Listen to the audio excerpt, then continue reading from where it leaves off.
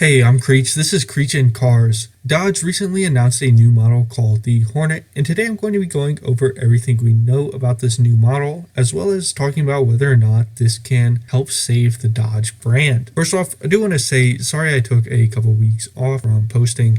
I had finals at school and I was very busy with work these past few months, and I just didn't have time to put out a video, especially since a lot of my videos are news based and I just have to get it out as quickly as possible. And I know I am late on this topic as well, but I will try to pick up the uploading frequency. So Dodge announced that a new small crossover based on the Alfa Romeo Tonale will be unveiled this August and will go on sale shortly thereafter. It will be called the Hornet. The Hornet is a revival for Dodge. This car, it was a two-door smaller car around in the 70s and early 80s, I believe, and Dodge had a concept car called the Hornet several years ago, I think maybe 10 or 15 years ago now. So we don't know too much about this car officially yet, but we do know that it is based off the Alfa Romeo Tonale, which, considering this is coming from FCA, that gives us a lot to go off of. We can expect it to share a lot of body panels, interior pieces, as well as powertrain and suspension parts from the Tonale, and it's also been confirmed that it will have a plug-in hybrid powertrain and a fully electric powertrain option. The Tonale currently only offers a hybrid powertrain, so it will be interesting to see a fully electric car from Stellantis in the US, as that conglomerate has been noticeably late to the EV game.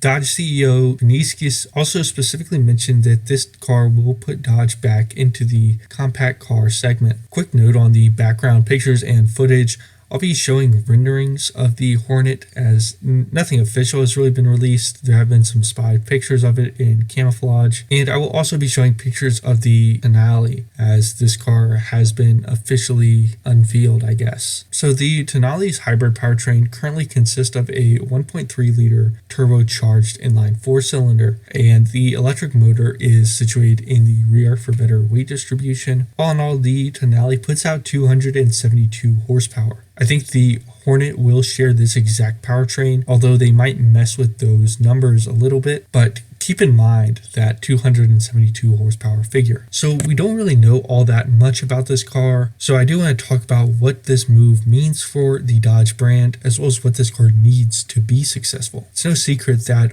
all FCA brands are struggling right now, and they have been for a while. Dodge does not currently offer any compact cars, and I think Dodge is making a smart move here for once. Taking a look at the current lineup, the Charger is a full-size sedan, which is a dying segment. The Challenger is a pretty good coupe, but that segment is difficult to scale up to a highly profitable point. And the Durango is in the best market segment for Dodge, but that SUV doesn't stand out amongst competitors. Sales of the current generation are okay, but stagnant. All of these cars start over $30,000, so Dodge doesn't really have a cheap volume car, and I think the Hornet can fill this gap, but the execution needs to be incredible. So I've identified 4 main things that the Hornet needs to succeed and help revive the Dodge brand. So number 1, it needs to be cheap. Like I mentioned before, all Dodge vehicles are fairly expensive right now, meaning that especially first-time new car buyers aren't going to be drawn to the brand. I think it needs to start in the low 20s, which is really cheap, but you have to keep in mind that Dodge is playing at a disadvantage, and it's okay to take a short-term loss to put the brand in a better position as a whole. The second factor is performance.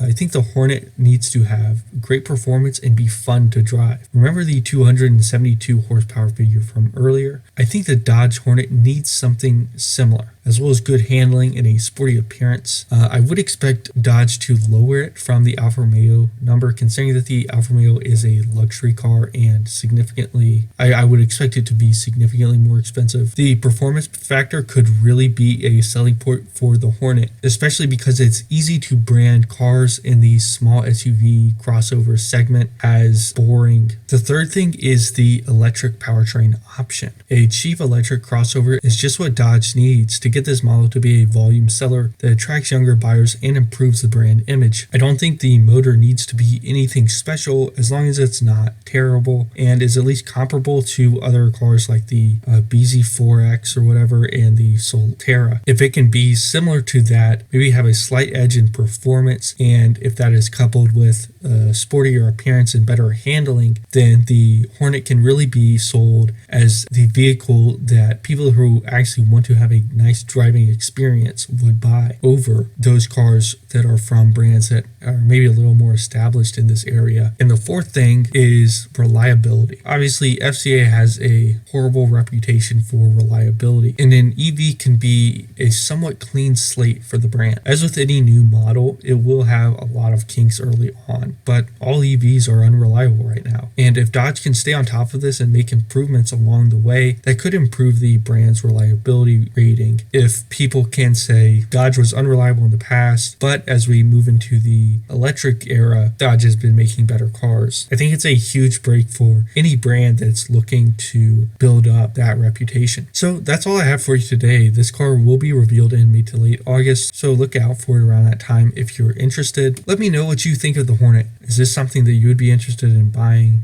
Do you think it's good for the Dodge brand? Let me know in the comments below. Thanks for watching. I'll see you in the next video.